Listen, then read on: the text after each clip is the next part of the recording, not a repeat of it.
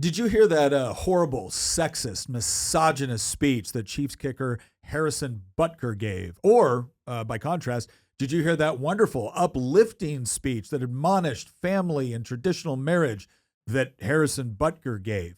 Because depending on who you ask, either he said something so offensive that he should never be allowed to play in the NFL again, or he just won Dad and Husband of the Year. So, what we're going to do today is we're actually going to listen to the speech in context, and we're going to provide some analysis on why this was so controversial. We're also going to play a little bit of devil's advocate, because anybody that has followed this channel for a little bit knows that we're predisposed to probably like a lot of what he said, but we're still going to go ahead and do that, again, hard-nosed analysis, which says, did he say it well?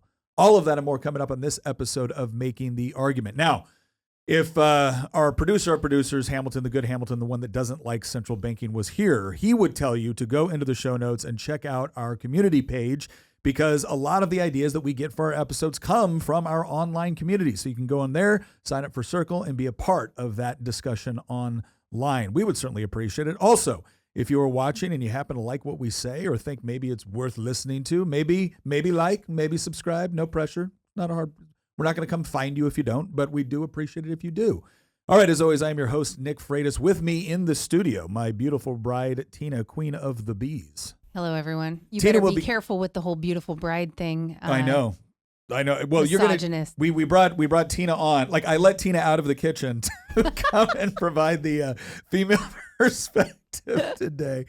Yes, that should be interesting. Yeah, you even let me put on shoes today. I know. Whatever the female perspective is, we're really not even sure what a woman is nowadays. I know we're all up to date on that, right? Yeah, that statement alone is horribly offensive. Yeah. And she's going to be kicked You're off. canceled. You'll be kicked off of YouTube. And then, of course, our resident historian, political prognosticator, and mostly benevolent warlord in training, Christian. How are you doing? I'm doing well. I have not actually seen this speech in full yet, so this is going to be I don't think a any blind of us react. We have, yeah. So the audience knows we've all of us have seen clips. We've certainly seen a lot of commentary about this, but we kind of purposefully didn't watch the entire speech because we said, you know what, this would be interesting. Let's watch it. So for our audience, what we're going to do is we're actually going to put up the speech that Harrison Butker gave at Benedictine College. So just so everyone knows, Butker is a Catholic. This college is Catholic. Presumably, many of the students are Catholic. And this was a commencement address that he was invited to come and give for, again, their graduation. So, and apparently the commencement address was too Catholic. apparently there's a lot of Catholicism around.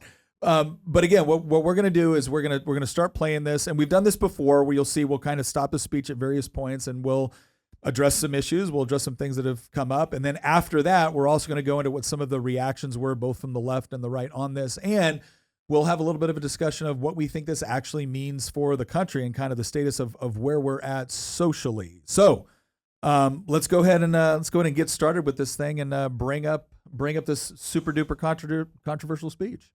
Ladies and gentlemen of the class of 2024. Pause. I can already tell. Ladies and gentlemen, what? Wow, There's sexist. a binary? My gosh, what a horror. Okay, no, I'm just kidding. Go ahead. The anti-Trudeau, he didn't list the, all 26 letters of the alphabet. So right off the bat, bad start. For Except Christian did mention earlier that this guy's beard game is very strong, and he's got like really good hair. He's got a pretty strong beard game. Yeah. It is impressive. All right, sorry. All right, let's go. We'll be serious now. I would like to start off by congratulating all of you for successfully making it to this achievement today. I'm sure your high school graduation was not what you had imagined, and most likely, neither was your first couple years of college. By making it to this moment through all the adversity thrown your way from COVID, I hope you learned the important lessons that suffering in this life is only temporary. As a group, you witnessed firsthand how bad leaders who don't stay in their lane can have a negative impact on society. It is through this lens that I want to take stock of how we got to where we are and where we want to go as citizens and, yes, as Catholics. Pause. All right, so right off the bat, when he said, he's referencing COVID, because obviously this is the graduating class that kind of graduated high school and started at the height of COVID, lockdowns. So their initial, they might not have gotten a in-person high school graduation. They might not have gotten a high school prom. And when they started college, it certainly wasn't the experience that they had all learned about or anticipated. So he's addressing that. But the moment he says, bad leaders that don't stay in their lane, okay, right off the bat, everyone is kind of going into camps now, right? Like, which bad leaders? Because there are people on the left that, again, if you didn't know who this guy was or you didn't know where he was going to go with this, you'd be like, yeah, like Donald Trump. And there's going to be people like, yeah, like, Gavin Newsom. Like the minute he says that, all the people who are still wearing masks while watching renditions of this video are hyper triggered. Anytime you point out that you've been lied to, the people who believed the lies the most are the loudest to defend the lies. Well, the other thing, but what I would say here is 43 seconds in, what you know is you're going to get a speech that is going to be controversial. It is not going to be. He's separating the wheat from the chaff right away. It's not going to be milquetoast, right? He's not just going to say, good job, follow your dreams. Like he's going to address some weighty issues in this. Yeah. And so that is, by its very nature, 43 seconds in, by its very nature, this is not just your happy-go-lucky, feel-good, you're all super, you're all wonderful, you're the next generation, the children are our future, right? He's going to go into some stuff. So, all right, let's go ahead and start again. Last thing before I begin, I want to be sure to thank President Minnis and the board for their invitation to speak. When President Minnis first reached out a couple of months ago, I had originally said no. You see, last year I gave the commencement address at my alma mater, Georgia Tech, and I felt that one graduation speech was more than enough, especially for someone who isn't a professional speaker. But of course, President Minnis used his gift of persuasion and spoke to the many challenges you all faced throughout the COVID fiasco and how you missed out on so many milestones the rest of us older people have taken for granted. While COVID might have played a large role throughout your formative years, it is not unique. Bad policies and poor leadership have negatively impacted major life issues.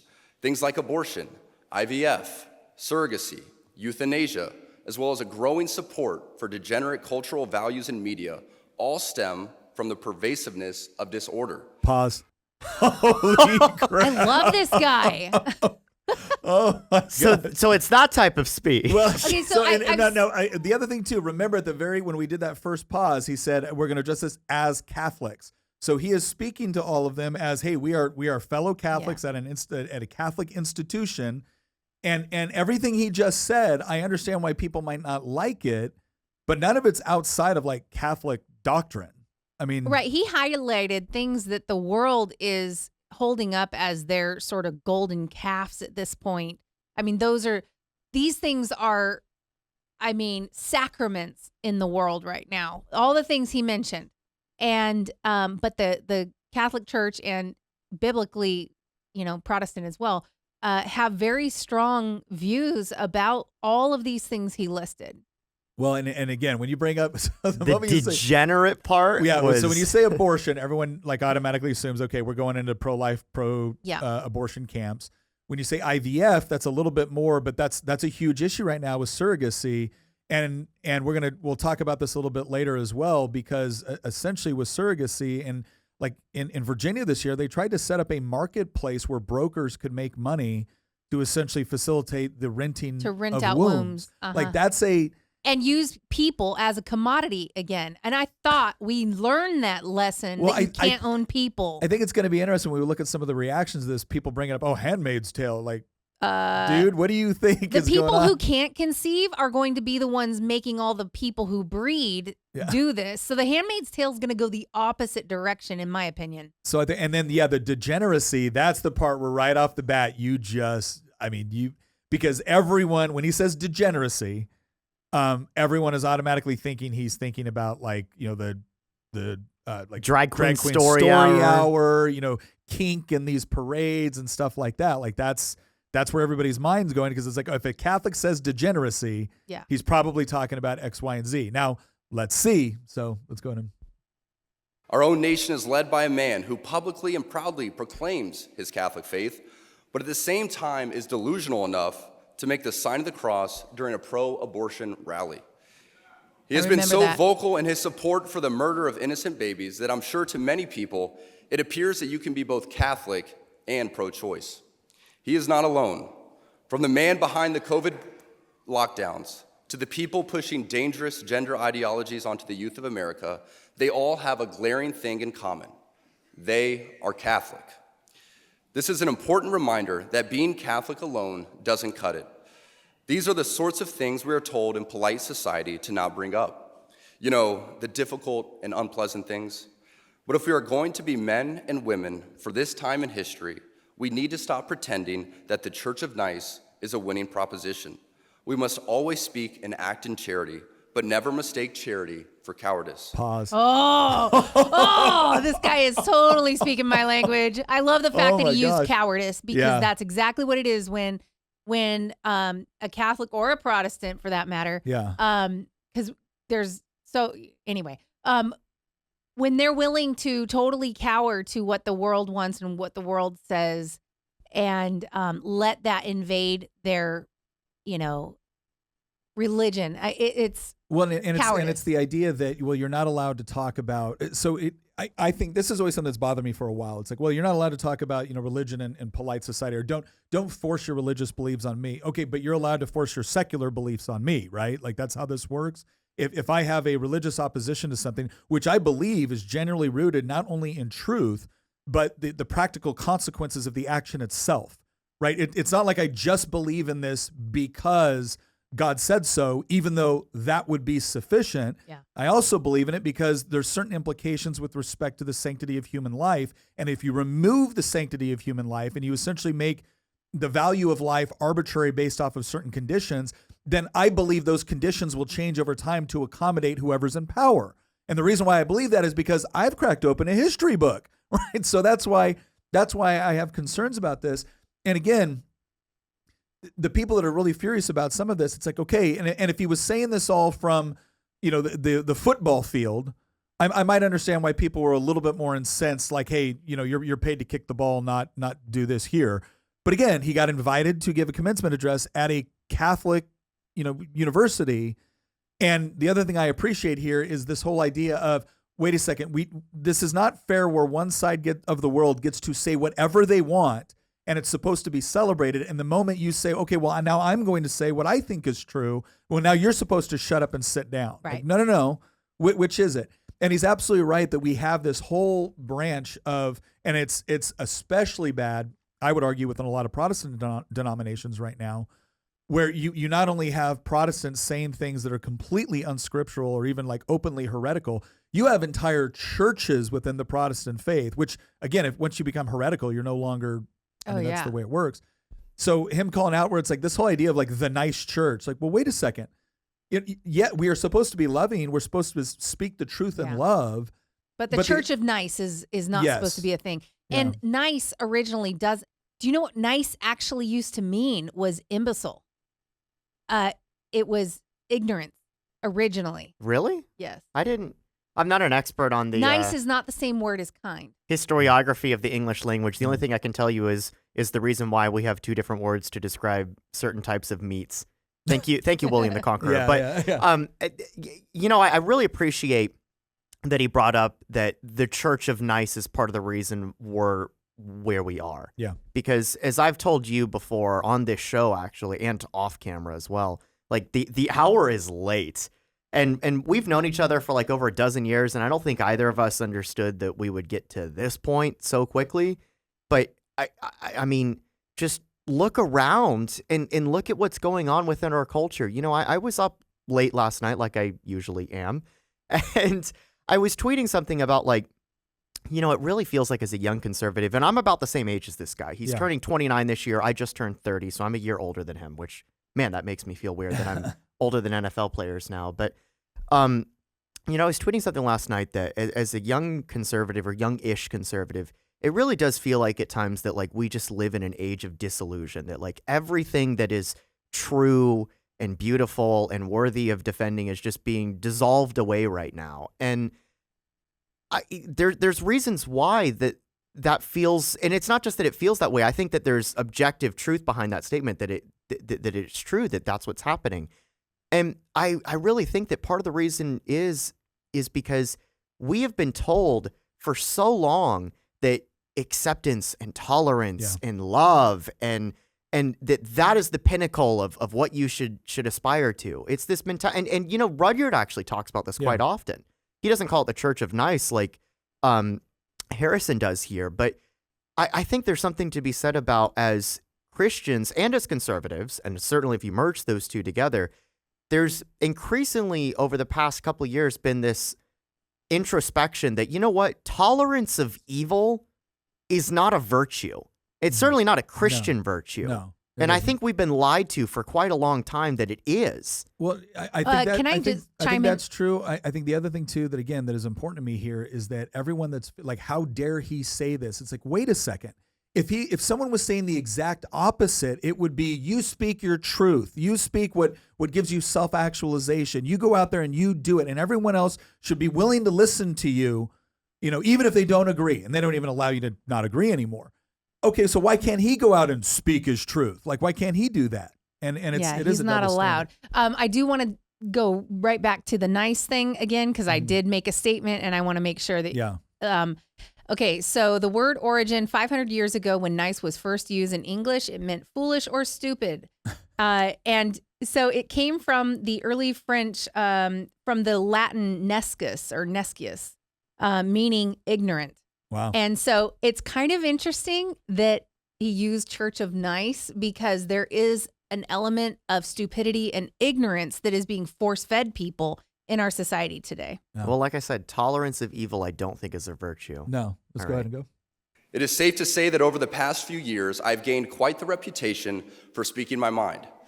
I never envisioned myself nor wanted to have this sort of a platform, but God has given it to me, so I have no other choice but to embrace it and preach more hard truths about accepting your lane and staying in it. As members of the church founded by Jesus Christ, it is our duty and ultimately privilege to be authentically and unapologetically Catholic. Don't be mistaken, even within the church, people in polite Catholic circles will try to persuade you to remain silent. There even was an award-winning film called Silence, made by a fellow Catholic, wherein one of the main characters, a Jesuit priest, abandoned the church and as an apostate, when he died, is seen grasping a crucifix, quiet and unknown to anyone but God. As a friend of Benedictine College, His Excellency Bishop Robert Barron said in his review of the film, it was exactly what the cultural elite want to see in Christianity: private, hidden away, and harmless. Our Catholic faith has always been countercultural. Our Lord, along with countless followers, were all put to death for their adherence to her teachings. The world around us says that we should keep our beliefs to ourselves whenever they go against the tyranny of diversity, equity, and inclusion. Pause. Well, if he didn't make enemies until now, he certainly has. God bless this man. Well, and he called out. I mean, this is something I've seen this on the when we debate on the House floor in Virginia. The moment you question anything with DEI, what the left automatically says is, "Oh, you're a bigot." Yeah. Right? It couldn't possibly be, because how could you be against diversity, equity, and inclusion? Well, it's like, okay, diversity of what? How do you define equity, and inclusion of what? Right? And they don't want to ask anything about that, because they want the social benefit of the word, of the colloquial understanding of the word, which is to say that we all have this kind of social understanding that diversity is good, equity is good, inclusion is good, and therefore, if somebody does anything in the name of those things, you're supposed to just sit down, shut up, and accept it as good. And if you have any questions about, well, okay, I don't think that's a good application of policy in order to achieve diversity. Oh, you're against diversity. It's the same game that we constantly have thrown at us. In fact, Jonah Goldberg wrote a really good book, and I know Jonah Goldberg is fallen out of favor in some circles, but look, I think the book he wrote called The Tyranny of Cliches was excellent. It was absolutely excellent, because it looked at all these various words that get thrown at us all the time now. And the moment you challenge some of the policies operating in their name, they accuse you of hating the thing itself. And it's ridiculous. Like, but yeah, the moment he called out DEI as a problem, like he is the tyranny of DEI. It's like, oh yeah, you knew this was just going to drive people nuts. I understand why everybody's trying to cancel him, but like, honestly, we've gotten to this point where he needs to just, wear those attempts and wear them on his sleeve in pride, because like we've gotten to this point. And, I went back and rewatched a part of our episode about the personality order pandemic, personality disorder pandemic. And it was from like 7 or 8 months ago, which, man, time flies. Yeah. at the very end of that, we were reading through this paper that was published that I found about the mental impact that the Great Awakening had on people depending on their political persuasion. And at the very end of it, it talked about how at first conservatives had the same sort of negative mental impact from the Great Awakening that leftists had. We know that there's a huge mental illness problem that's going on within the left because they're operating within this framework that they don't have agency, they're all oppressed, minorities, et cetera, et cetera. But it also had this negative impact on the right because the right were being told over and over again that you're evil, you're vile, you're vicious, you're a villain, you're hateful, you're a bigot, you're racist, et cetera, et cetera, et cetera, right? You are the source of all evil. But the right eventually realized that the people that were telling them you're the source of all evil are a bunch of clowns. And so eventually the right just stopped caring. And it's getting to a point now where I guarantee you the type of people that are attacking this man for what he's saying are probably some of the most incompetent freak shows imaginable that are trying to hijack certain institutions, hijack certain government agencies, and then weaponize them against their ideological enemies. Quite frankly, when they attack somebody like him, it actually should be viewed as a badge of honor rather than as any sort of negative thing, at least in my opinion. Well, let me do this. Let's assume someone's watching this that says, okay, look, I don't think he should be kicked out of the league for this, but I totally disagree with what he's saying. What's wrong with diversity, equity, and inclusion? Okay, so if that describes you, the question that needs to be asked is when you look at the practical application, how are these things being marketed versus how are they being applied? All right, so when we say diversity, does anybody think that diversity means diversity of viewpoint, perspective, or anything of that nature?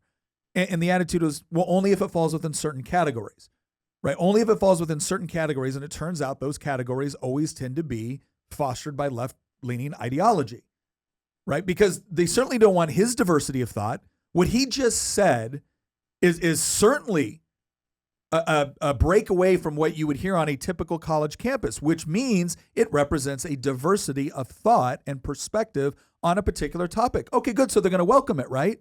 They're going to give it preferential treatment since it's actually a minority view on most college campuses, right? No, they're not. Okay, what do they mean by equity?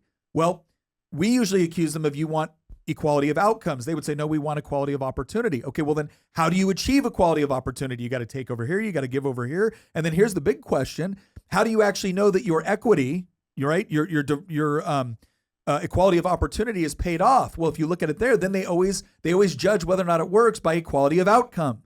So if equality of outcome is the mechanism that you use to determine whether or not your policy has been successful, then equality of outcome is what you want, regardless of what else you call it. And then finally, inclusion. Has there been much inclusion for him on what he said? No. Why? Because he's not saying the right things, and they don't mean including you. They don't mean including what this guy's saying. They mean including the people that they believe need to be included. And it turns out the way to be in the inclusion thing is that if you repeat the prevailing left-wing ideology on most college campuses, you are worthy of being included, right? But not if you don't do those things. And anyway, let's go. Well, I did want to say one thing. Yeah. I love the fact that he brought up the whole silence. They want, people always do this whole, well, my religion is deeply personal and it's a private thing. But I am here to tell you that is heresy. And the reason I think that's heresy is because the Great Commission, which is from Matthew 28:16 through 20, tells you to go out and make disciples, baptize them, teach them, and teach them to obey. And that is our job as Christians. And so like people who look at us around the table here and they're like, oh, I like the other things they have to say, but they always talk about Christianity. Sorry, it's our job. And we're going against our religion if we don't at least talk about it and present it. And him coming out and saying, being silent is not what we're called to do. That's what the world wants. Yeah. So I love the fact that he brought that up. Yeah. All right, let's keep going. We fear speaking truth because now, unfortunately, truth is in the minority. Congress just passed a bill where stating something as basic as the biblical teaching of who killed Jesus could land you in jail. But make no mistake, before we He's actually slamming Republicans on that. Because remember that bill, Matt Walsh brought this up. And who also brought this up was actually Ben Shapiro. Yeah. Who is Jewish. Yeah. and brought up that like, no, you don't understand. Like, combating anti-Semitism does not mean we need to pass legislation out of Congress to increase hate speech laws. Yeah. That is 1984 is not a solution to that. And Matt Walsh also brought this up as well. Matt Walsh is also a very dedicated Christian as well. Yeah. They work together from the Daily Wire, and both of them were brutal towards congressional Republicans who carried this legislation and said, you're going to outsource. First off, hate speech laws should have no place in the United States of America. It's absolutely antithetical to the First Amendment. Period. The end. Yeah. Second off, you're going to outsource. They didn't even define what anti-Semitism was in the bill. They said that we're going to let another organization define what it's not even in the United States. It's an international collection of groups define what anti-Semitism is, and then use that as the framework for determining what this hate speech is going to constitute. Republicans do this sometimes where they're like, oh, we really hate that this is happening to these people, so let's make a law for that. And they don't even think about the fact that, this law is going to be used in some way against you too eventually, because the parameters of that law are going to be expanded. Mm-hmm. You're not going to have any control over who makes the regulations regarding that law. Yeah. And you don't know how much mission creep is going to be, involved in this. And it's incredibly short-sighted. This was the height of Republican reactionary stupidity. Yeah, it really was. And I say this as I've been an outspoken, obviously opponent to Hamas and what's going on. I've been an outspoken supporter of Israel's right to exist as a nation state, right? So like there is no world where I'm on, the wrong side of this issue with respect. I mean, obviously, if you disagree with me, you think I am. But the point is that for Congress to say, because I think one of the lines in there was claiming that I think it was something like claiming that the Jews killed Christ will now be considered anti-Semitic. Let me make something very clear. In Christian doctrine, let me tell you who killed Christ. All of us. All of us. All of us, right? Because all of us have sinned. And that was the reason why Christ had to come in Christian doctrine and theology, was to essentially repair that break that had taken place because of sin. And so the idea is that God is love and God is just. So the price must be paid, but the only one that is perfect that can actually pay it is God himself through Christ the Son. And so that's how that reconciliation takes place. So let me make that very clear from a doctrinal standpoint. If you're looking at historically, when you say like, okay, well, what happened? Okay, well, the Romans crucified him. Why did the Romans crucify him? Well, because the Sanhedrin wanted to get rid of Jesus, right? They considered heretical against, Jewish law. So you can look at this from a historical perspective and you can say, okay, yeah, these are the various things that took place. But to, again, for Republicans to now say, and we've talked about this so much and it makes me so mad, and I'm glad he brought this up because it was important. So many times they'll say, why are Republicans so afraid to use government power in order to achieve X, Y, and Z? Because crap like this inevitably happens, right? You start off with, I want to do a good thing. I want to combat anti-Semitism. And then you start off with, and then you end up doing something that ends up becoming a tool of authoritarianism. And so that's why I always say be careful about the power you give to government, regardless of which side is doing it. I'm not saying that there's never an appropriate application for government power, but this is the thing you constantly got to be guarding against. Otherwise, people do stupid stuff because they're in a fervor about a particular issue and they're the bad guys and there's the good guys. And so let's pass this law. And like, whoa, slow down. So I'm actually, I think him putting that out was interesting. That was really gutsy. He did not make a friend of the ADL by saying that. No. Attempt to fix any of the issues plaguing society, we must first get our own house in order, and it starts with our leaders. The bishops and priests appointed by God as our spiritual fathers must be rightly ordered. There's not enough time today for me to list all the stories of priests and bishops misleading their flocks, but none of us can blame ignorance anymore and just blindly proclaim that that's what Father said. Because sadly, many priests we are looking to for leadership are the same ones who prioritize their hobbies or even photos with their dogs and matching outfits for the parish directory. It's easy for us laymen and women to think that in order for us to be holy, that we must be active in our parish and try to fix it. Yes, we absolutely should be involved in supporting our parishes, but we cannot be the source for our parish priests to lean on to help with their problems. Just as we look at the relationship between a father and his son, So too should we look at the relationship between a priest and his people. It would not be appropriate for me to always be looking to my son for help when it is my job as his father to lead him. Wow. St. Jose Maria Escriva states that priests are ordained to serve and should not yield to temptation to imitate lay people, but to be priests through and through. Tragically, so many priests revolve much of their happiness from the adulation they receive from their parishioners, and in searching for this, they let their guard down and become overly familiar. This undue familiarity will prove to be problematic every time because, as my teammate's girlfriend says, familiarity breeds contempt. St. Jose Maria continues that some want to see the priest as just another man. That is not so. They want to find in the priest those virtues proper to every Christian and indeed every honorable man: understanding, justice, a life of work, priestly work in this instance, and good manners. It is not prudent as the laity for us to consume ourselves in becoming amateur theologians so that we can decipher this or that theological teaching, unless, of course, you are a theology major. We must be intentional with our focus on our state in life and our own vocation. And for most of us, Pause. that's as married men and women. Okay, yeah. So this is interesting. This almost, I think this is, this might be a little bit where there's a little bit of like clashing between Catholic doctrine and Protestant doctrine. And again, if you're Catholic and watching this, I'm not trying to slam you or anything like that. It's just, it's interesting how I think Protestants view our pastors differently than Catholics view their priests. And obviously there's different rules, Protestant, ministers or pastors can get married and things of that nature. Well, the priests are supposed to be able to answer all the hard questions that you have. You know what I'm saying? They're supposed to be the ones you go to for theological deep problems, like big questions you have. And I think he's highlighting the inability of some to do that job. But on the Protestant side, like there's a lot of Protestants who just kind of, yeah, I'm a Christian, and they just kind of go along and they have no deep knowledge.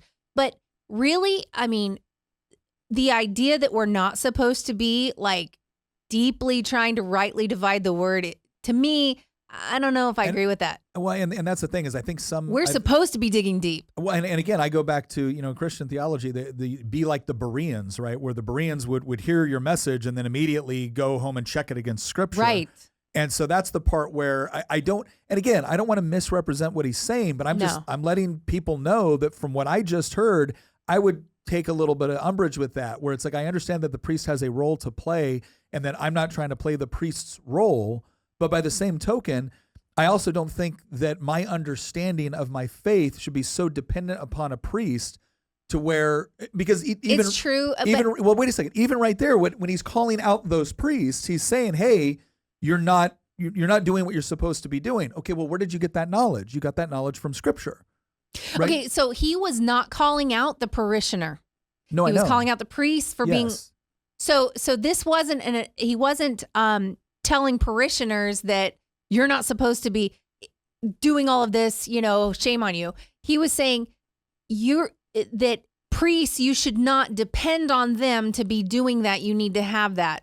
No, I get that. It's the part where he says, and this is part of the terminology that he uses that I think some people took issue with. And that I kind of, if I'm being honest, I take a little bit, it's the whole stay in your lane. This is your lane. And it's like, okay, well, wait a second. I understand that there is such a thing as lanes, right? I understand that people have different responsibilities and that there can be primary responsibilities or secondary responsibilities within marriage or within family or within society. Mm-hmm. I understand all of that. I start to, again, for me, it causes confusion when he says, hey, unless you're studying theology, this isn't your lane. And it's like, okay, wait a second. What do you mean by that? And where does the lane start and stop, right? Well, I think he means go where you're called and stay where you're called. And I get that. I totally get that. And I think that I think it's natural for us to be like, hey, wait a minute, because it's a very Protestant thing to be like, we dig in our own Bibles, we read our own Bibles. Protestant. And, because there was a time when you weren't even supposed to listen to anything but the word read in Latin. You know what I mean? It's like, allow me to present a defense of Catholicism, though, and I'm Well, I'm Oh, not we're attacking not Catholicism. but what I meant is that this tradition within Catholicism, and full disclosure, I'm not a Catholic, although I was actually baptized one as an infant. I'm Italian, so it was kind of mandatory, right? Yeah. But I do know plenty of Catholics though, and I think that there's something to be said about how when it's just read your own Bible and come to your own conclusion. Like there's a reason why there's 500 different denominations of Protestantism. Mm-hmm. Like, and I'm sorry, but not all 500 of them are equally correct. No. Yeah. There are some denominations of Protestantism that have become openly heretical. Mm-hmm. There's some denominations of Protestantism that it's not just that they become openly heretical in the sense that like they've embraced a pseudo-Gnostic take of, oh, we should just keep this knowledge to ourselves. That's a Gnostic take, by the way. Yeah. The two things that define Gnosticism is the idea that knowledge should be kept secret, which is completely antithetical to the Gospels. And then the second one is that the creation of the world is a mistake, which is also completely antithetical. I mean, that's completely antithetical to the Old Testament. But the problem that I see within Protestantism is this, again, endless splintering. And it's not like endless innovation and creation and a positive manifestation of things. No, I think that it's actually leading to the degeneracy that Harrison is bringing up in this speech, because has it ever occurred to anybody that wokeism did not come out of Greece and Italy? Mm-hmm. It came out of America and the United Kingdom, which are two Protestant countries. It's come out of Sweden and Scandinavia and Denmark and Norway and Germany and the Netherlands. These are all Protestant countries. Wokeism did not spawn in Brazil and Mexico. And I think the reason why is for all of the faults that we can identify throughout history of issues within Catholicism, there is something to be said about consistency and tradition and structure that exists within the Catholic tradition and the Orthodox tradition, for that matter, that does not exist within the Protestant tradition. And what you end up getting is a breeding ground for not just heretical ideologies, as I said earlier, but also political ideologies. There's a reason why every single heresy that you're seeing popping up within Protestantism is not a right-wing heresy, right? You don't see all these you do not see a bunch of heresies that are talking about how free market economics is divinely ordained or anything like that. No, instead you see everybody talking about embracing gender ideology and erasing definitions between men and women. Like everything, it's all Marxism that's coming out. It's not right-wing. And even depending on how you define right-wing, it's not either the alt-right or the classical right. It's all just left-wing Marxism that's coming out of it. And I think there's a reason why. No, I don't disagree I don't with that. necessarily think it's Catholic versus Protestant being the reason why. I think it's just an utter abandonment of the Christian faith that is the reason why. I think that's it. I think when you also look at the way that like the Jesuit branch has gone within Catholicism, it tends to be very left-wing on a variety of issues, economically, socially. Now, again, there's certain sacraments that the church has remained, true to.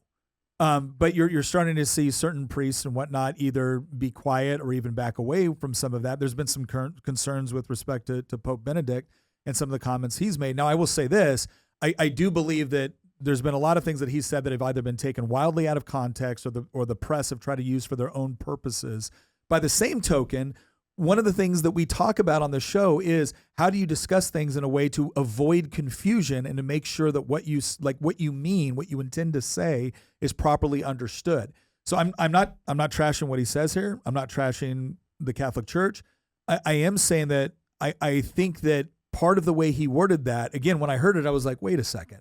What do you mean by that? Like, that's the sort of thing where if he were sitting across from me, I'd be like, I need you to unpack that a little bit more, because I can see how that can be interpreted in a good direction and in a bad direction, right? And it's one of the things that is so critical when you give a speech, because when you give a speech, there is not going to be any back and forth.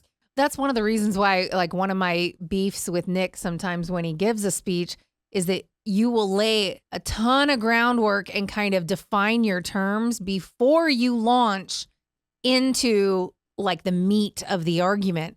And I'm always like, just get there. You don't need to frame all that up. Just get there. But I know what I'm saying. The meat of the argument, was that No. All right, Eric, let's go. No. Okay, hang on. You two, I think, might have been interpreting that the wrong way. I thought that was an ad segue. Oh, I thought so too, yeah. Not an ad segue. All right, let's go.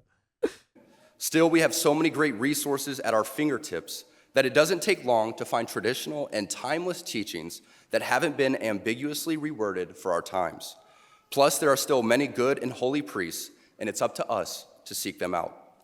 The chaos of the world is unfortunately reflected in the chaos in our parishes, and sadly, in our cathedrals too. As we saw during the pandemic, too many bishops were not leaders at all. They were motivated by fear of being sued, fear of being removed, fear of being disliked. They showed by their actions, intentional or unintentional, that the sacraments don't actually matter. Because of this, countless people died alone without access to the sacraments, and it's a tragedy we must never forget. Pause. Here's another thing I want to say. So again, we're almost halfway through this speech, and so far the vast majority of what he's doing is taking his own church to task. Yeah. They don't talk about that. About properly fulfilling their roles and responsibilities and being bold and being brave. Now, again, people don't like what he's telling his church to be bold and brave about. Well, and people aren't flipping out about, how he's bashing the Catholic Church right now. Yeah, that's not their concern. No one's concerned about that. Yeah, but I do think it's interesting that all right. Catholics, we can look to so many examples of heroic shepherds who gave their lives for their people and ultimately the church. We cannot buy into the lie that the things we experienced during COVID were appropriate. Over the centuries, there have been great wars, great famines, and yes, even great diseases, all that came with a level of lethality and danger.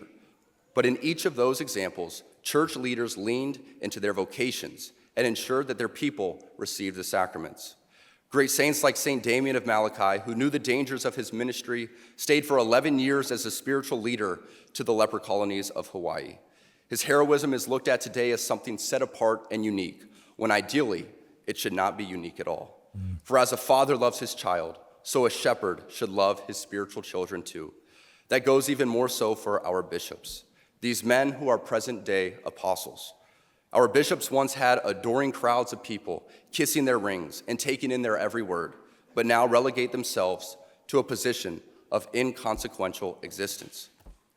Now, when a bishop of a diocese or the bishops' conference as a whole puts out an important document on this matter or that, nobody even takes a moment to read it, let alone follow it.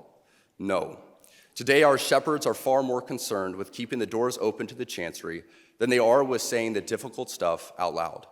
It seems that the only time you hear from your bishops is when it's time for the annual appeal, whereas we need our bishops to be vocal about the teachings of the church, setting aside their own personal comfort and embracing their cross. Our bishops are not politicians, but shepherds. So instead of fitting in the world by going along to get along, they too need to stay in their lane and lead. I say all of this not from a place of anger, as we get the leaders we deserve.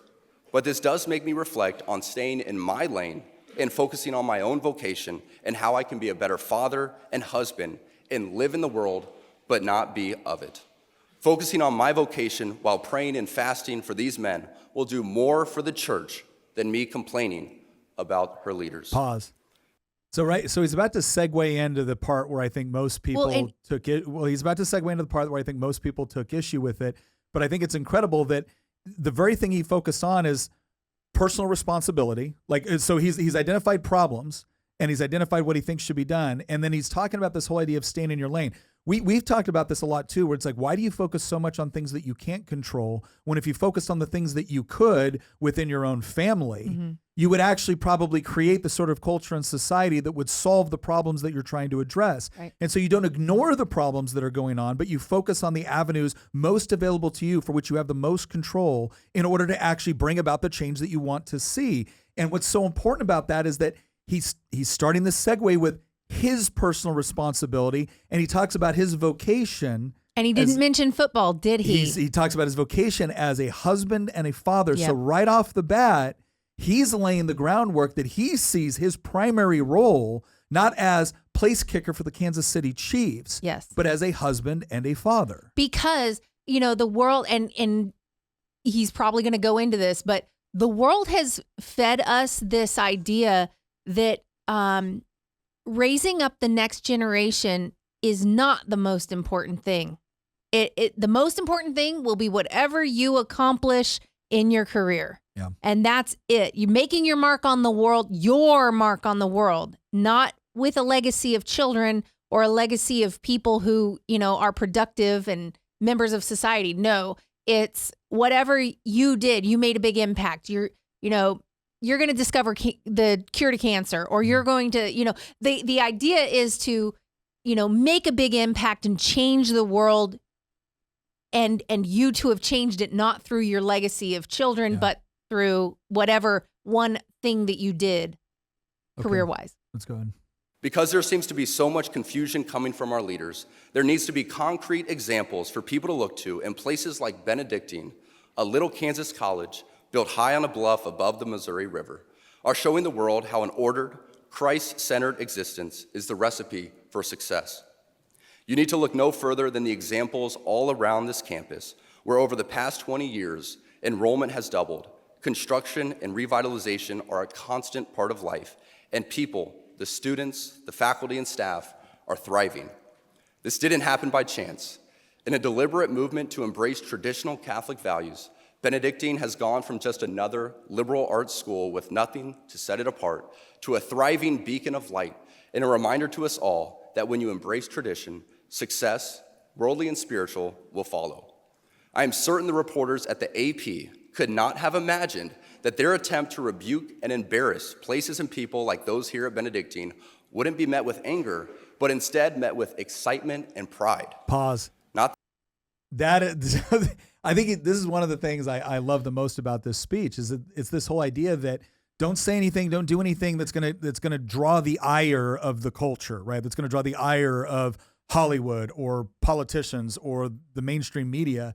And it's okay, but what happens when people do draw that ire and they draw it in a way that is just? Or by that I mean they do something that's just or truly countercultural by embracing, again, certain traditional values.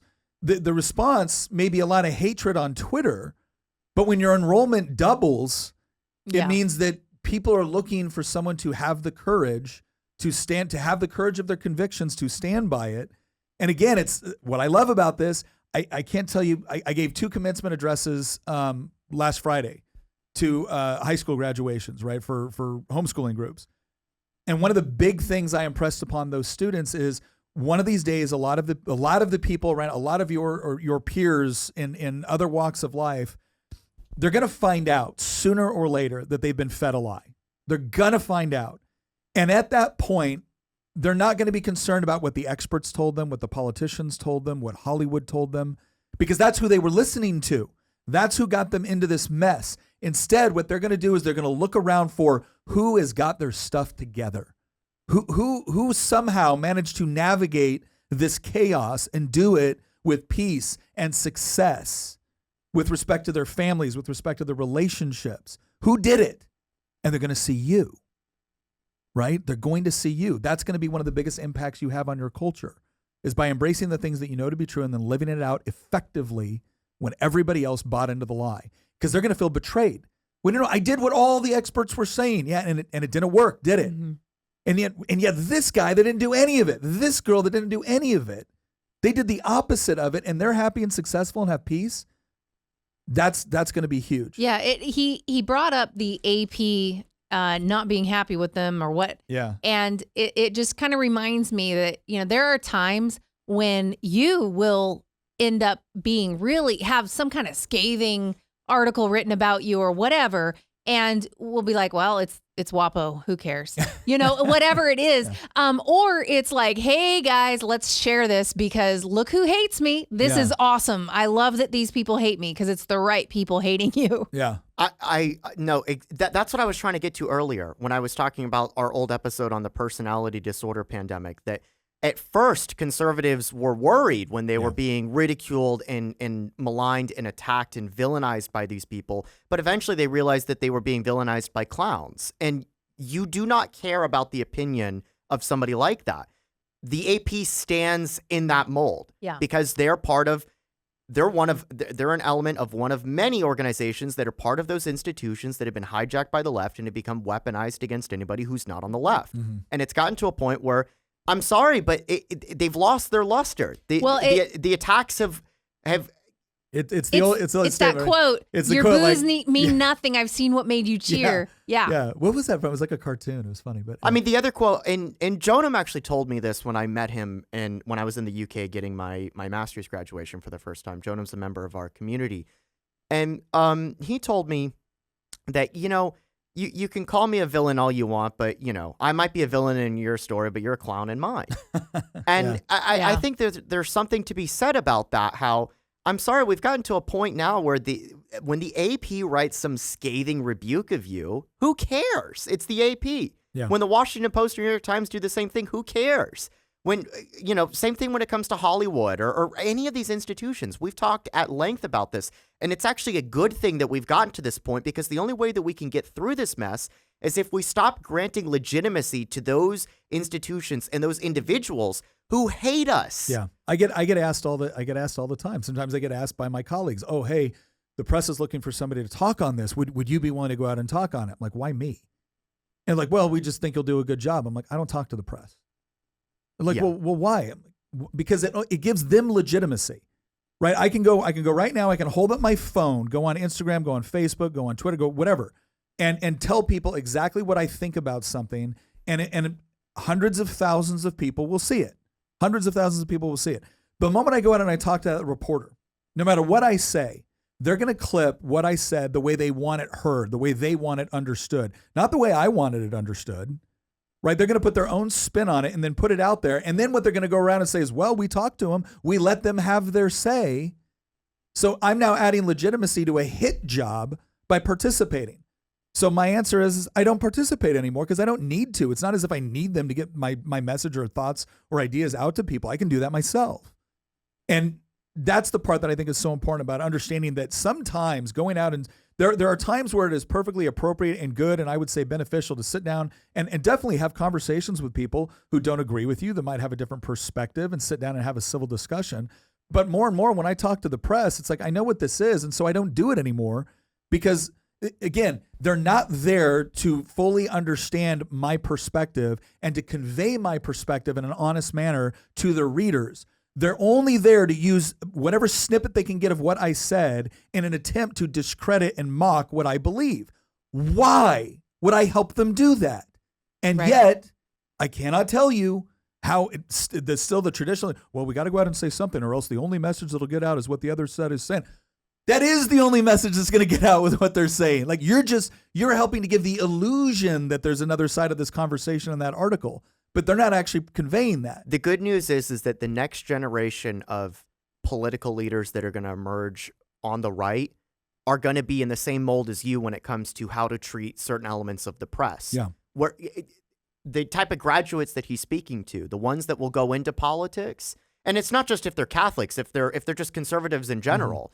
They're going to realize the same conclusion that Harrison has talked about and that you have lived through as a politician yourself.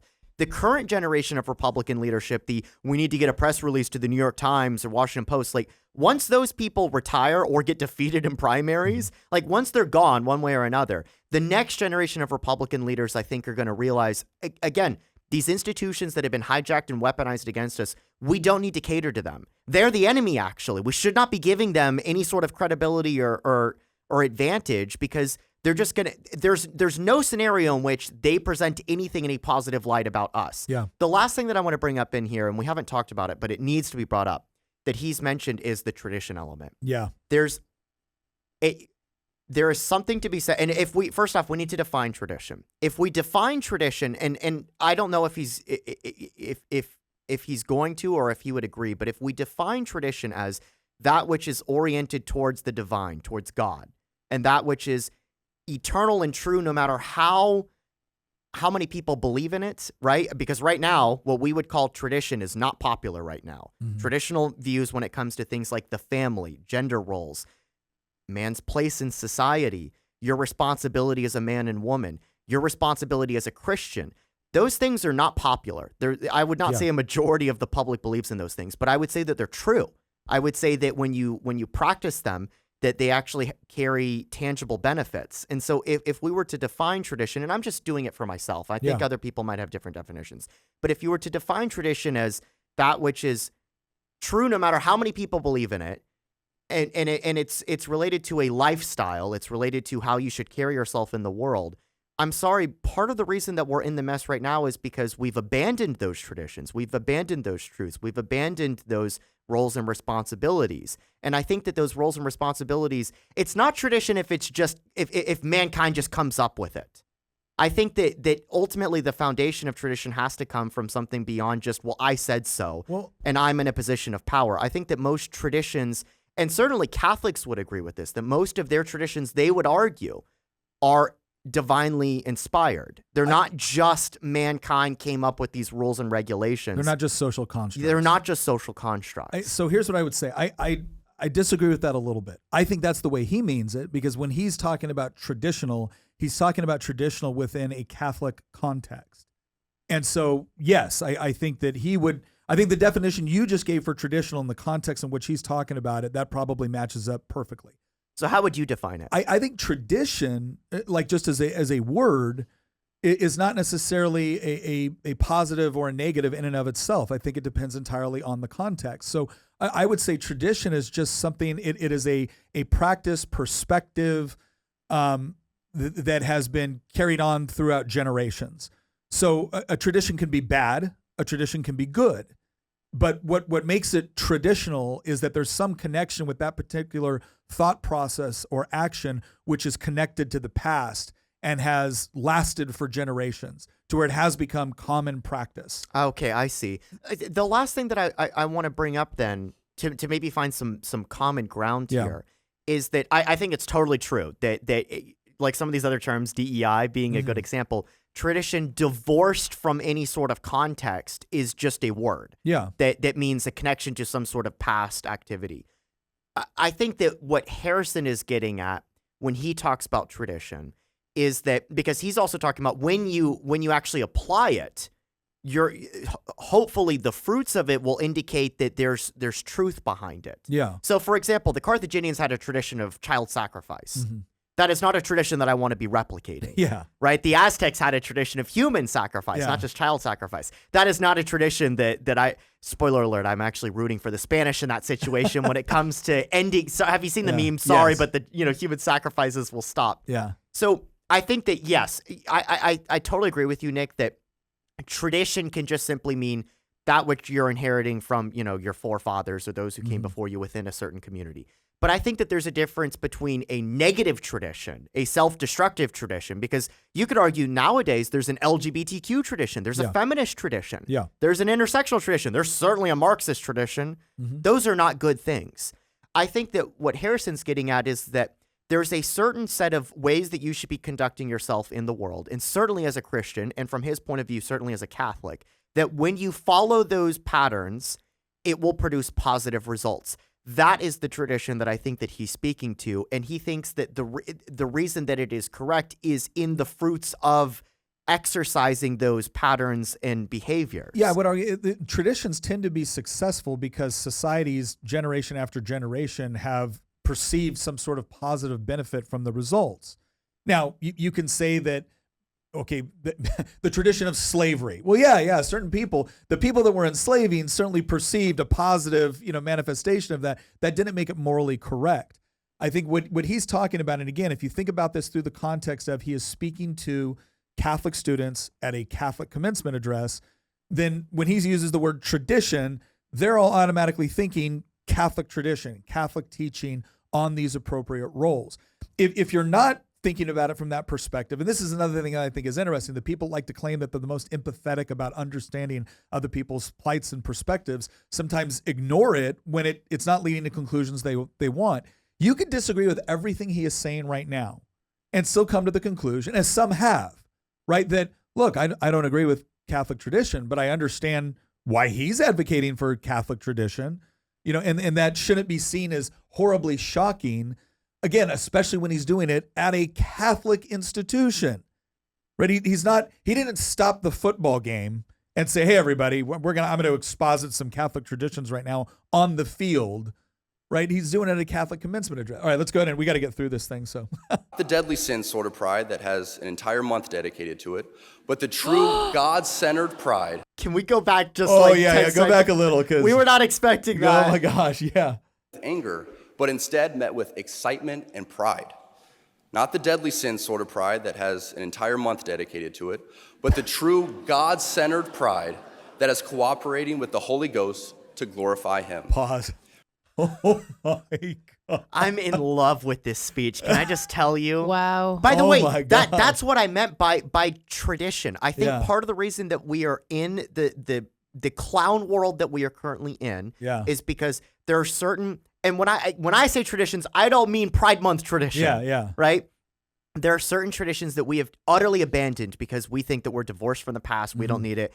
We worship the God of progress. And look, as somebody who adheres to like the Austrian school and free market economics, I understand progress when it comes to economic progress, right? I'm all in favor of that. But there's something to be said that has been lost over the last, I would say, several hundred years. Go back to the worldview that the founding fathers had, right? Or even if you're a Catholic, you can go way further back than that. I mean, or go back to the time of the apostles. Yeah. There's certain, I'm going to use the word traditions in there. There's certain traditions that we do not adhere to. In fact, we're in open rebellion against. And I think that societally, it's been a catastrophe. Yeah, it's great that we have the internet and iPhones and electricity and all that stuff, but we can have all of those things without, it's not a trade-off where we have to, in order for us to have electricity, we need to embrace degeneracy.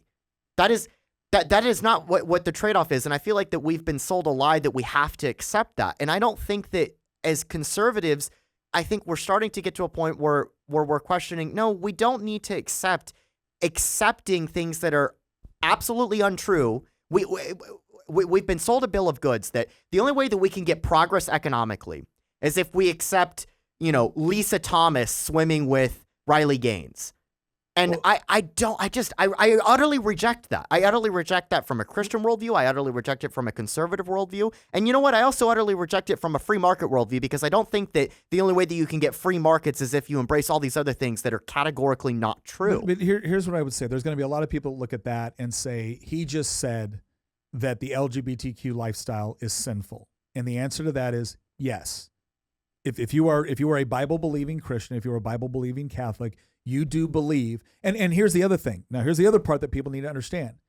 If you're going around having sex outside of marriage as a heterosexual, you're also engaging in sexual sin within the Christian tradition. If you are cheating on your spouse in heterosexual relationships, you are also engaging in what Christianity and Catholicism describes as sexual degeneracy, right? It's important to understand that. Now, again, the pride and a whole month dedicated to it, that's specifically around the LGBTQ component.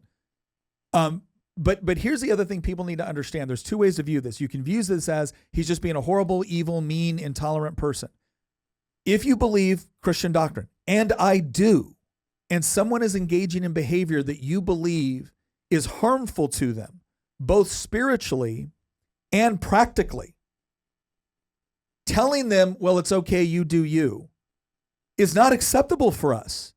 It is a complete dereliction of our duty. It is a form of cowardice on our part where I'm not telling you what I actually believe to be true for your own benefit. I'm telling you to do whatever you want because it makes me feel better to not have to confront you. And that is not the wiser or nicer or nobler or more tolerant position. I remember what is it, Penn and Teller, the comedians, and they're very open about their atheism.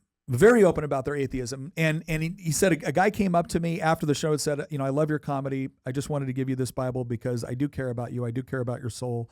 And I do hope you'll find Christ. And I think it was Penn said, that guy is a true Christian. I take no offense because here's the real thing that you have to ask yourself. Where are all the other Christians? Because if you honestly believe, and again, I do, if you honestly believe that doing these things or rejecting God ends up in an eternity separated from him, well then, yeah, of course you should tell me that. Right? Of course, wouldn't you tell me if my house was on fire and I hadn't noticed it? Wouldn't you tell me if I was about to encounter grave danger No, I don't want to say anything because it might offend them. This is the part where, again, there's two ways to interpret this. I understand why people who disagree with this would have a big problem with it.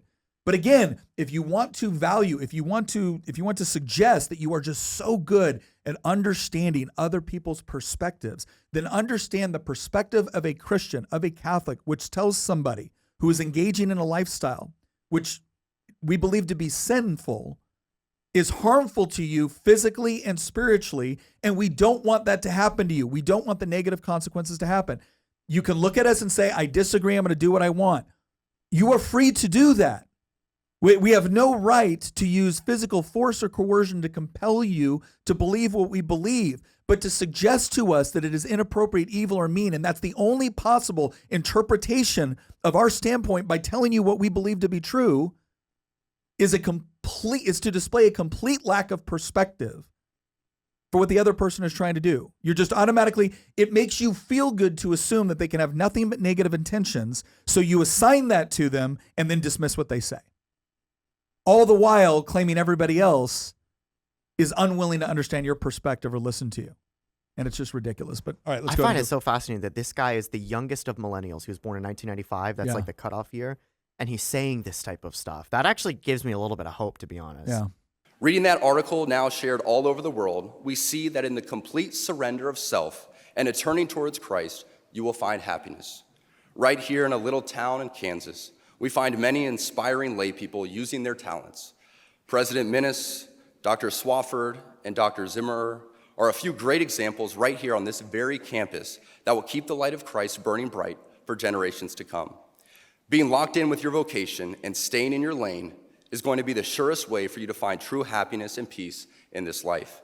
It is essential that we focus on our own state in life, whether that be as a layperson, a priest, or a religious.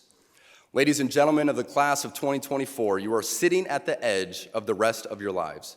Each of you has the potential to leave a legacy that transcends yourselves and this era of human existence. In the small ways, by living out your vocation, you will ensure that God's church continues and the world is enlightened by your example. For the ladies present today, congratulations on an amazing accomplishment.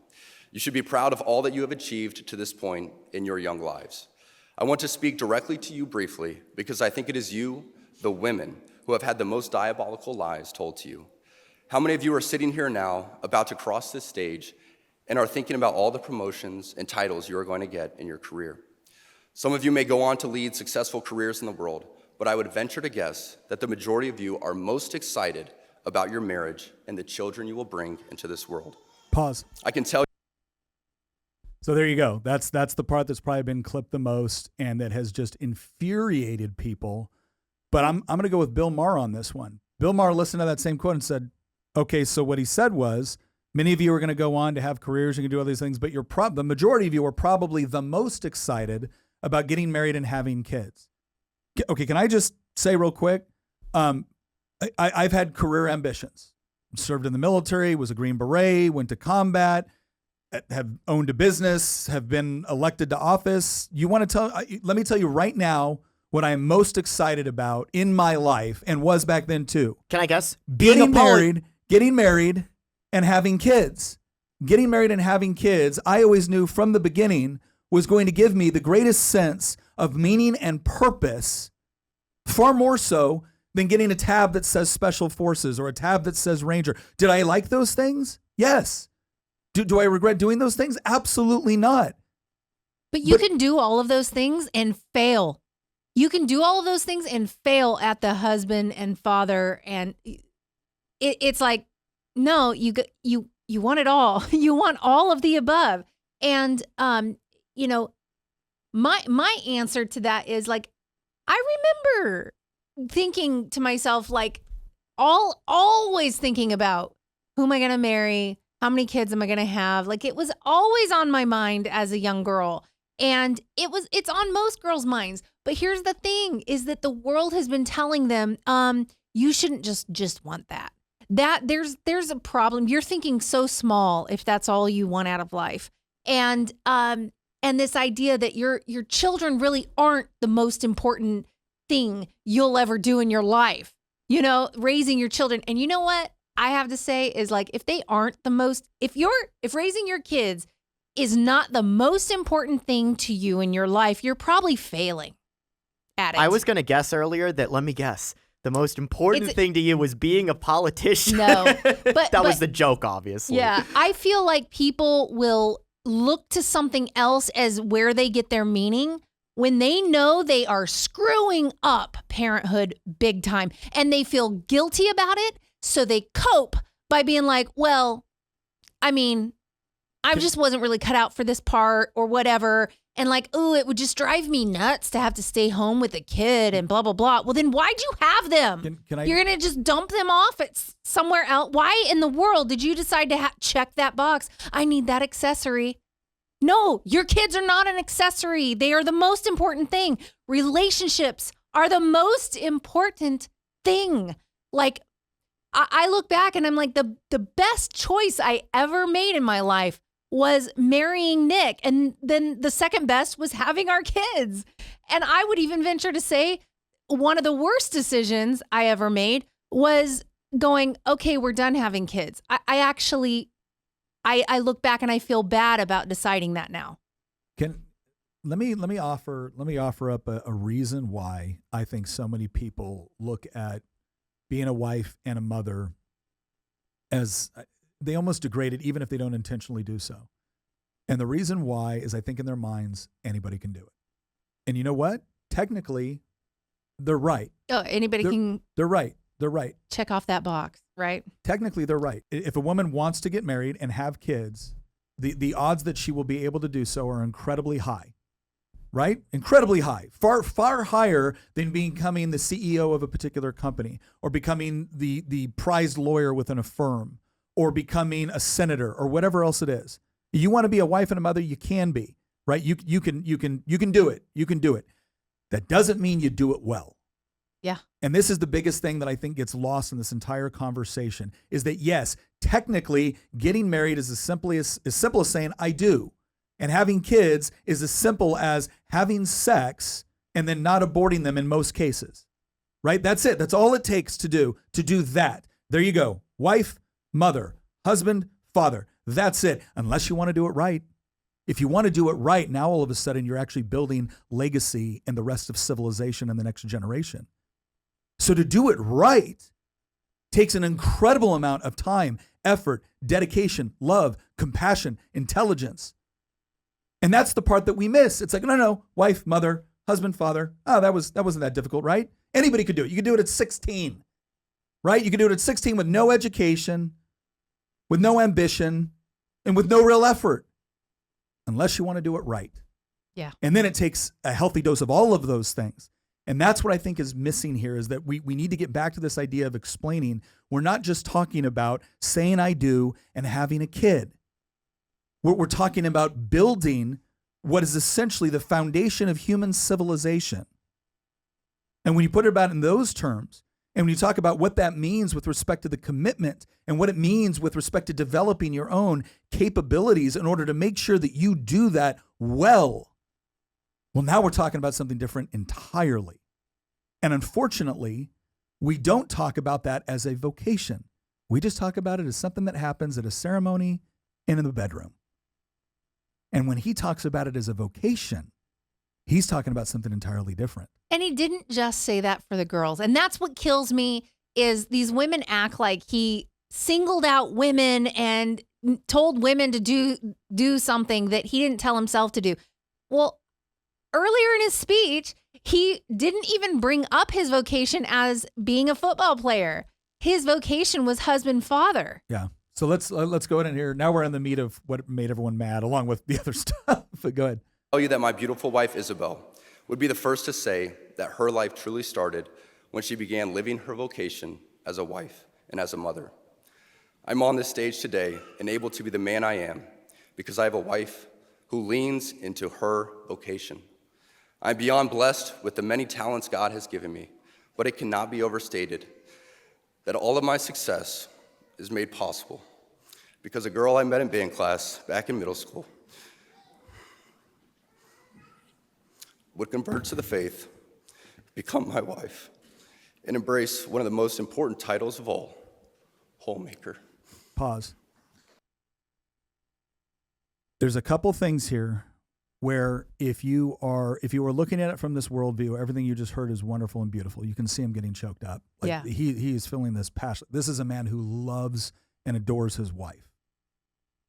If you don't share this worldview, you're going to look at it as he's been saying the words "stay in your lane" this entire time, and then he told women to get back in the and then he kitchen. immediately transitions into, yeah, you might do all this other stuff, but you're probably most excited about this.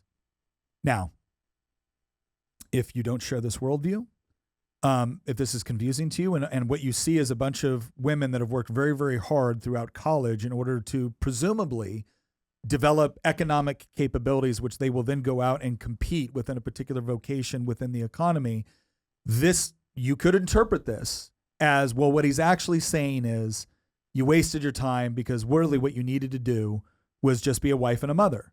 And again, if you look at it from the mentality of all a wife is someone that said, I do. All a mother is someone that had a kid, right? People do it all the time without any education, without any skills, without any whatnot.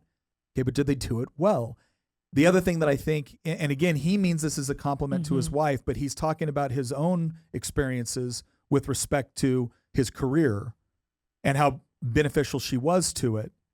And again, if you're looking at this critically, you're saying, okay, you as the man get to have the career.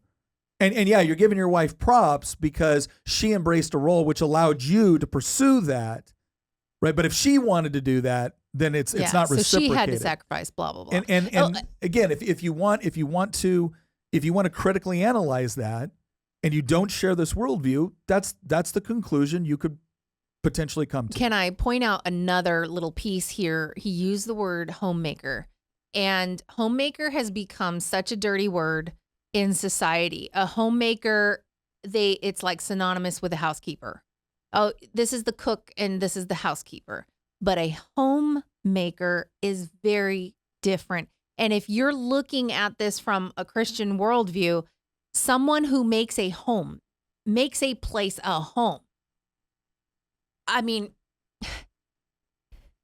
where is the place that you look forward to going to after a long, hard day? Mm-hmm. Where is the place that you feel safe and like your sanctuary? It's usually in your home. Now, if your home is always in upheaval and there's always tension and there's always stress there, home isn't where you want to be, and home is a bad word then. You know, a home should feel safe and feel comfortable and feel like the place where you can reset and just let everything go. It should kind of be a sanctuary.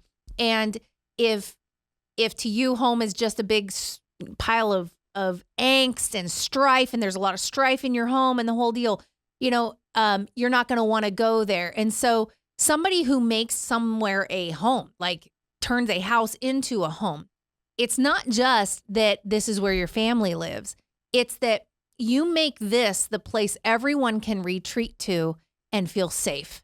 And to me, that is a powerful thing, to be able to have a place you could call your sanctuary. This is your home.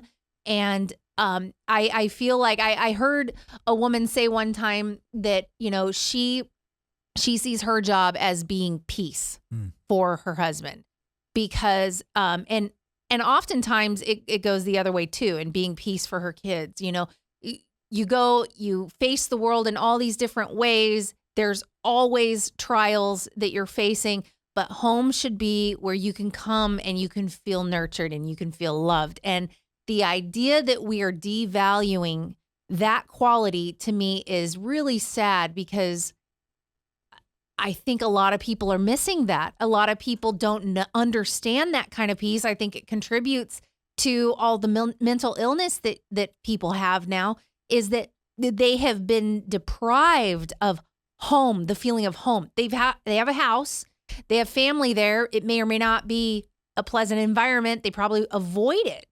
There are a lot of people that all they do is travel because home isn't really home to them.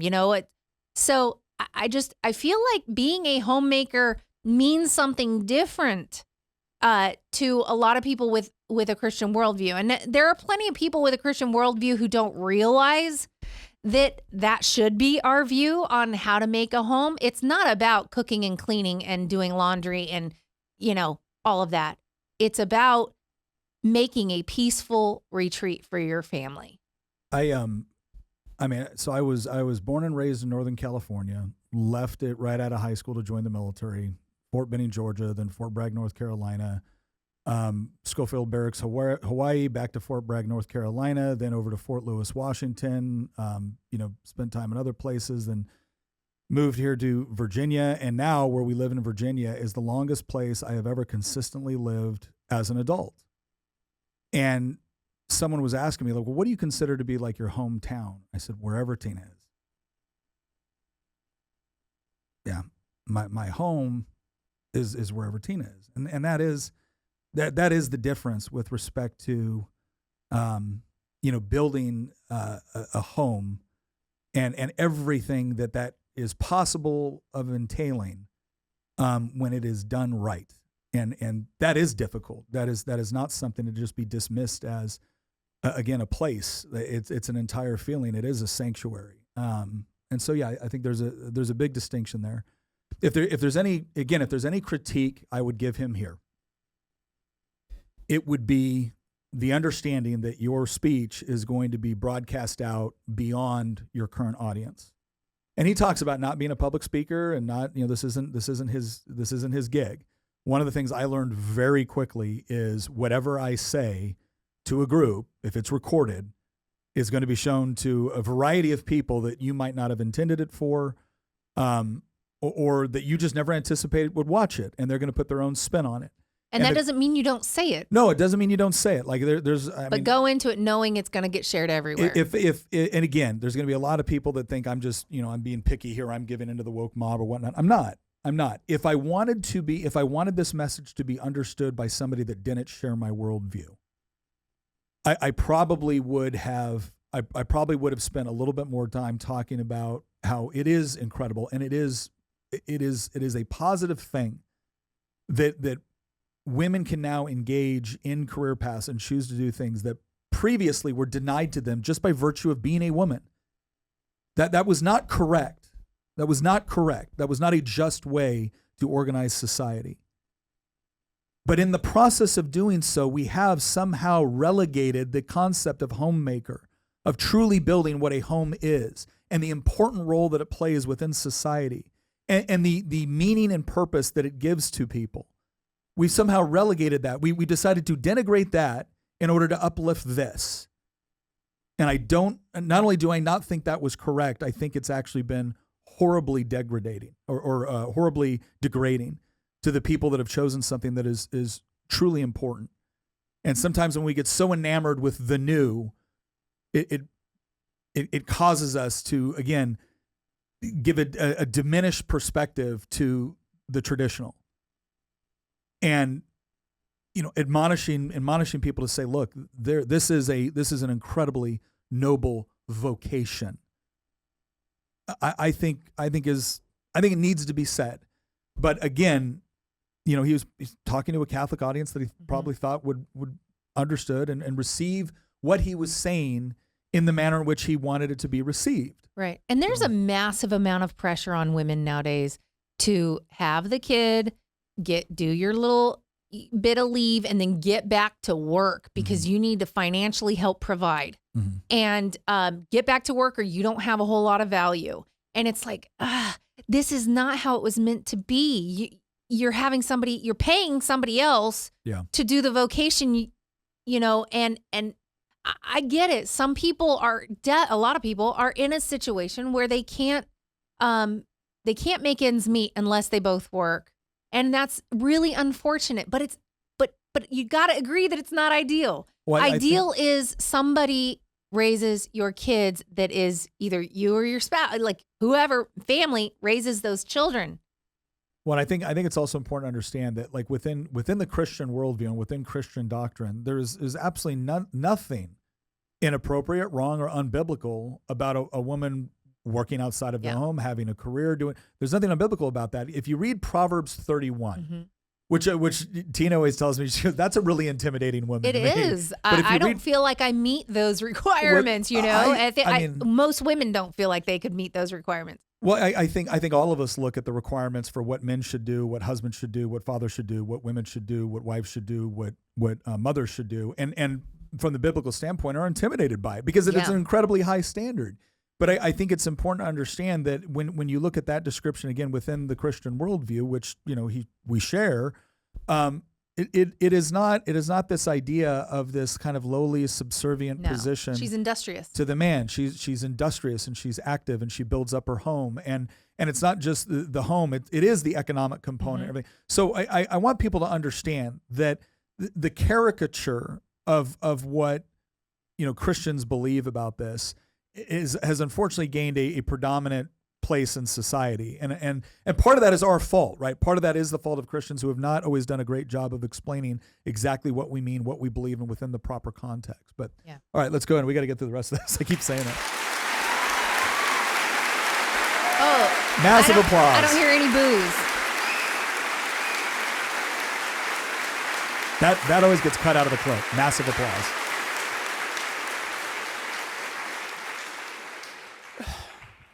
She's a primary educator to our children. She's the one who ensures I never let football or my business become a distraction from that of a husband and father. She's the person that knows me best at my core, and it is through our marriage that, Lord willing, we will both attain salvation. I say all of this to you because I have seen it firsthand, how much happier someone can be when they disregard the outside noise and move closer and closer to God's will in their life. Isabel's dream of having a career might not have come true, but if you asked her today if she has any regrets on her decision, she would laugh out loud without hesitation and say, heck no. As a man who gets a lot of praise and has been given a platform to speak to audiences like this one today, I pray that I always use my voice for God and not for myself. Everything I am saying to you is not from a place of wisdom, but rather a place of experience. I am hopeful that these words will be seen as those from a man not much older than you, who feels it is imperative that this class, this generation, and this time in our society must stop pretending that the things we see around us are normal. Heterodox ideas abound even within Catholic circles, for let's be honest, there is nothing good about playing God with having children, whether that be your ideal number or the perfect time to conceive. No matter how you spin it, there is nothing natural about Catholic birth control. It is only in the past few years that I have grown in courage to speak more boldly and directly, because as I mentioned earlier, I have leaned into my vocation as a husband and father, and as a man. To the gentlemen here today, part of what plagues our society is this lie that has been told to you that men are not necessary in the home or in our communities. As men, we set the tone of the culture, and when that is absent, disorder, dysfunction, and chaos set in. Pause. This Well, I definitely know why people were mad about that. Yeah. He's not wrong. But he's not wrong. No. He's totally right, because men have been told to sit down and shut up and get out of the way, and you don't get a voice in just about anything at this point. And I mean, boys are treated like defective girls in school. I mean, all the way up. The only redemption from being born a man is to transition and put on a dress and some high heels. That is it in this society. Mm-hmm. The unforgivable sin is to be a man. And so I'm glad he's saying it, because the vacuum is there for a reason. Men have let this go. A lot of men. Yeah. Okay. absence of men in the home is what plays a large role in the violence we see all around the nation. Other countries do not have nearly the same absentee father rates as we find here in the US, and a correlation could be made in their drastically lower violence rates as well. Be unapologetic in your masculinity, fighting against the cultural emasculation of men. Do hard things. Never settle for what is easy. You might have a talent that you don't necessarily enjoy, but if it glorifies God, maybe you should lean into that over something that you might think suits you better. I speak from experience as an introvert who now finds myself as an amateur public speaker and an entrepreneur, something I never thought I'd be when I received my industrial engineering degree. The road ahead is bright. Things are changing, society is shifting, and people, young and old, are embracing tradition. Not only has it been my vocation that has helped me and those closest to me, but not surprising to many of you, should be my outspoken embrace of the traditional Latin Mass. I've been very vocal in my love and devotion to the TLM and its necessity for our lives. But what I think gets misunderstood is that people who attend the TLM do so out of pride or preference. I can speak to my own experience, but for most people I have come across within these communities, this simply is not true. I do not attend the TLM because I think I am better than others, or for the smells and bells, or even for the love of Latin. I attend the TLM because I believe, just as the God of the Old Testament was pretty particular in how he wanted to be worshiped, the same holds true for us today. It is through the TLM that I encountered order and began to pursue it in my own life. Aside from the TLM itself, too many of our sacred traditions have been relegated to things of the past, when in my parish, things such as Ember Days, days when we fast and pray for vocations and for our priests, are still adhered to.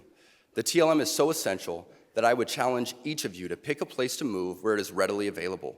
A lot of people have complaints about the parish or the community, but we should not sacrifice the Mass for community.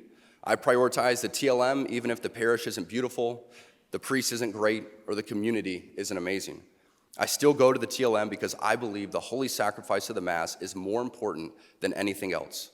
I say this knowing full well that when each of you rekindle your knowledge and adherence to many of the church's greatest traditions, you will see how much more colorful and alive your life can and should be. As you move on from this place and enter into the world, know that you will face many challenges. Sadly, I'm sure many of you know of the countless stories of good and active members of this community who, after graduation and moving away from the Benedictine bubble, have ended up moving in with their boyfriend or girlfriend prior to marriage. Some even leave the church and abandon God. It is always heartbreaking to hear these stories, and there is a desire to know what happened and what went wrong. What you must remember is that life is about doing the small things well, setting yourself up for success, and surrounding yourself with people who continually push you to be the best version of you. I say this all the time, that iron sharpens iron. It's a great reminder that those closest to us should be making us better. If you are dating someone who doesn't even share your faith, how do you expect that person to help you become a saint? If your friend group is filled with people who only think about what you're doing next weekend and are not willing to have those difficult conversations, how can they help sharpen you? As you prepare to enter into the workforce, it is extremely important that you actually think about the places you are moving to. Who is the bishop? What kind of parishes are there? Do they offer the TLM and have priests who embrace their priestly vocation? Cost of living must not be the only arbiter of your choices, for a life without God is not a life at all, and the cost of salvation is worth more than any career. I'm excited for the future, and I pray that something I have said will resonate as you move on to the next chapter of your life. Never be afraid to profess the one holy, Catholic, and apostolic church, for this is the church that Jesus Christ established, through which we receive sanctifying grace.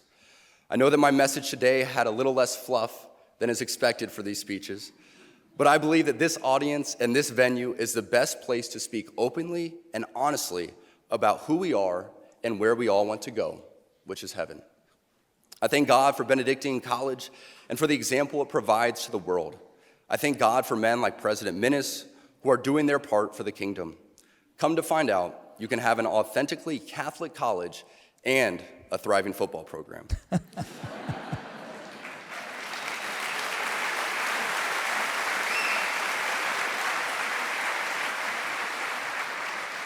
Make no mistake, you are entering into mission territory in a post-God world, but you were made for this, and with God by your side and a constant striving for virtue within your vocation, you too can be a saint. Christ is King to the heights. All right. So it's And that's it. yeah. Go ahead and hit pause. Yeah, I think again, I understand why people that don't share the worldview would disagree with this. I understand why they may even be offended in some ways, but I think it's insane that the caricature of this. I've looked up some of the comments that were made. There's this one text that went around. It said, Harrison Butker on Setting the Record Straight. Everyone is taking what I said out of context. All I said is that we should go back to a better time, like the 50s and 60s, when men were men and women had more babies than thoughts. When the only Me Too movement was one woman saying she was ready for her fourth child and another woman agreeing. That quote went around, right? And people got furious, except He He never said it. that. He never said it. You look at some of these other ones. You look at some of these other ones now where it's, oh gosh, I want to bring up another one. You look at Chiefs kicker Harrison Butker rails against Pride Month, working women in commencement speech. He did rail against Pride Month, and by rail, he just made a comment about it because he basically exposited Christian doctrine. He was just very distinctly Catholic, and then, that's it. And then he rails against working women. No, he didn't. He didn't. He did not rail against working women. And then there's another one. Plow On says, no, this is not a scene from the Handmaid's Tale series. NFL kicker Harrison Butker for the Kansas City Chiefs told the female graduates in the audience that the best job for them is homemaker. Okay, now, you may not agree with that, but how is that a scene from the Handmaid's Tale? The Handmaid's Tale is a story about women who are essentially kept as breeders, as breeding equipment with no personal agency or anything like that. Now, here's what I want you to do. For all the people that are screaming about, straw man arguments and, well, this is what he really meant and whatnot, you just listen to his speech. I mean, yeah, we gave a lot of commentary in between. You just listen to his speech. It's 20 minutes in total. Nothing in there was dystopian Handmaid's Tale crap, as much as watching people in the Virginia General Assembly set up a marketplace where a broker can get money for renting a woman's womb out. Yeah. Like, that is far more Handmaid's Tale than anything this guy said. And the cognitive dissonance where you have to say, where everything, and we get this all the time, right? Everything's fascism. Everything's genocide. Everything's literally Hitler. Everything's the Handmaid's Tale. Everything's violence. Yes. And then you look at this, and again, he got the most controversial part of his statement, the one that the internet flipped out about, was the only time that he was significantly interrupted with thunderous applause. Yeah. And so the point that I want to say is, maybe you're offended by this. Fine. At least be offended by what he said, not the malicious and deliberate misinterpretation of what he said. 2, if you pride yourself on how tolerant and understanding and empathetic you can be, okay, great. Try to understand where he's coming from without automatically assuming that he's just some sort of misogynist sexist. Because nothing else in this guy's life suggests that about him. And then finally, if what he said was so horrible, why do you got to lie about what he said? Why can't you just put out what he actually said? Why do all the headlines, why do they all have to read into it? Why do they all have to give you their interpretation of what he meant? See, and I've come into personal contact with this, and I remember one of the ones that was most blatant when I got fact-checked by PolitiFact. And they took a statement I made and they said, oh, this is only half true. And then you looked at it and it's like, well, technically what he said is true, but we think he meant that. And if he meant that, that's not true. Well, you could have asked me what I meant, and I would have told you that I meant exactly what I said. But that wouldn't have helped them. That wouldn't have helped their narrative. They need you to be a horrible, sexist, misogynist, racist, bigoted fascist, because then no matter what you say, we're all free to ignore it. These people can't even define what fascism is, though. I mean, and we have talked at length about this, but right? The larger does point, he want to control the railroads? No, but the larger point is not even a definition of fascism. The larger point is that somebody says something that goes against their orthodoxy, and it becomes right. And what they mean to say is he's a heretic, or what they mean to say is he's an infidel, which is in some ways worse than from their secular progressive leftist religion. He's an infidel, which it is. But you know what?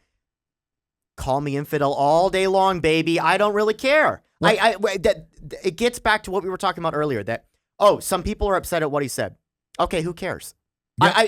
Seriously, who cares? I do not care, and he probably does not care that the AP and a bunch of leftist Twitter accounts are railing against him for what he said. And you know what?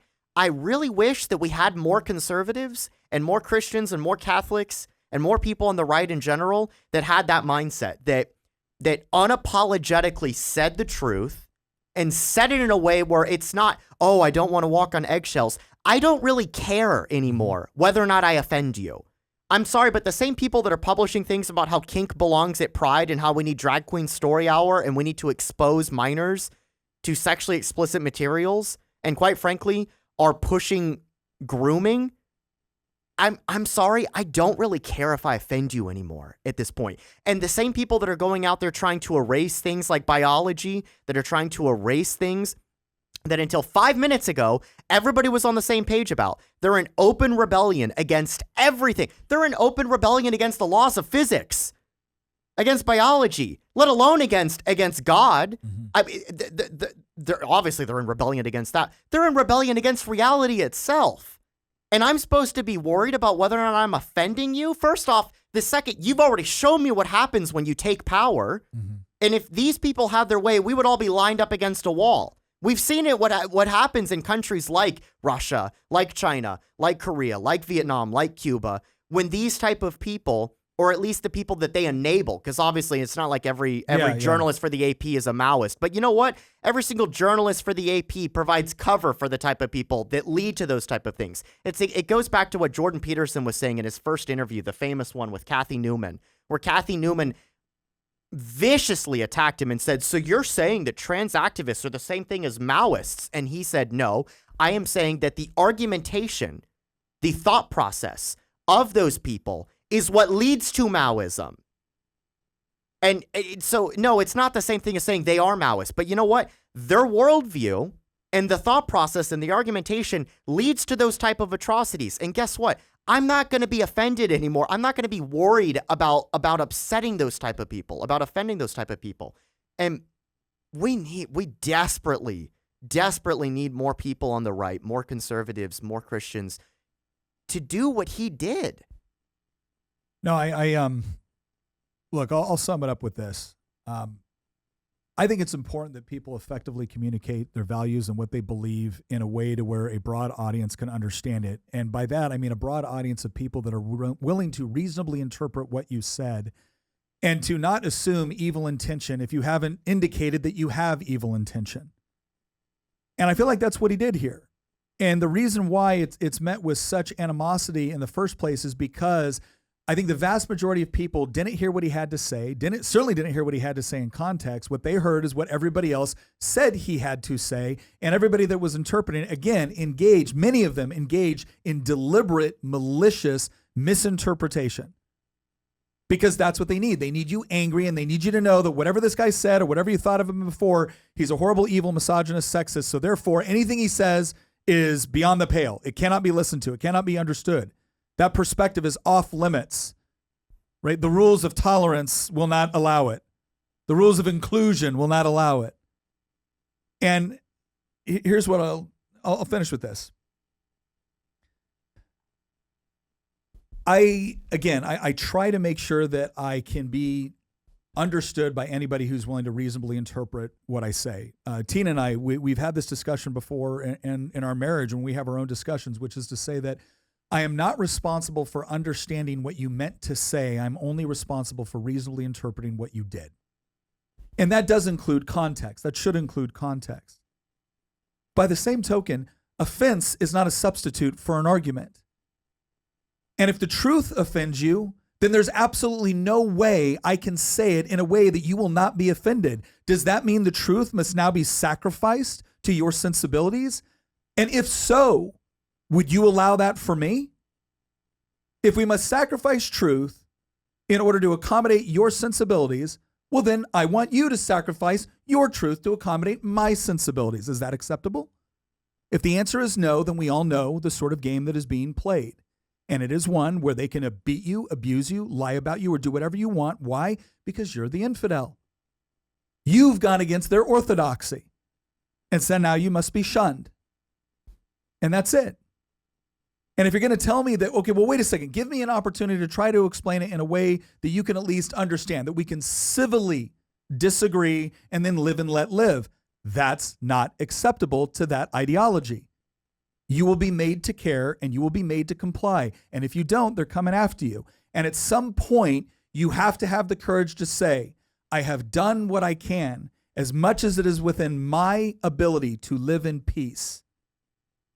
But if it's war you want, I will not sacrifice the truth to accommodate you. And if you're not willing to say that, if you're not willing to do that, then yes, you're guilty of cowardice. And cowardice is what's gotten us to this point. So, choose which way we're going to go. And I can tell you right now, there's a lot of things There's a lot of things that we put up with in society that we might not agree with, that we might not like, in order to have the benefits of society. But again, if you have to abandon truth in order to have peace, it's a false dilemma. It's a false choice. It won't ever bring peace because there will always be another demand. There'll always be another struggle session you have to attend. There'll always be another thing you have to apologize for. And quite frankly, it's time to just stand up and say, I'm sorry. I care about you, but I don't care about offending someone that is going to insist upon being offended unless they get their way. Because that's not someone you can have a civil discourse with. That's the same as the little brat screaming at his mother in the cereal aisle because she won't get him what he wants. And I'm not going to accommodate that because it's not good for me and it's not good for you. And it's certainly not good for society. Once again, we want to thank you for watching. We hope we did a good job of breaking down this speech, doing some analysis. Again, I said there were some parts where we're going to try to play a little bit of devil's advocate. I hope we've done that effectively. But overall, I hope you do walk away with at least, again, whether you liked the speech, whether you didn't like it, whether you thought there could be improvements, at least now you've heard it in its entirety and its context. So once again, thank you for joining us, and we'll see you next episode.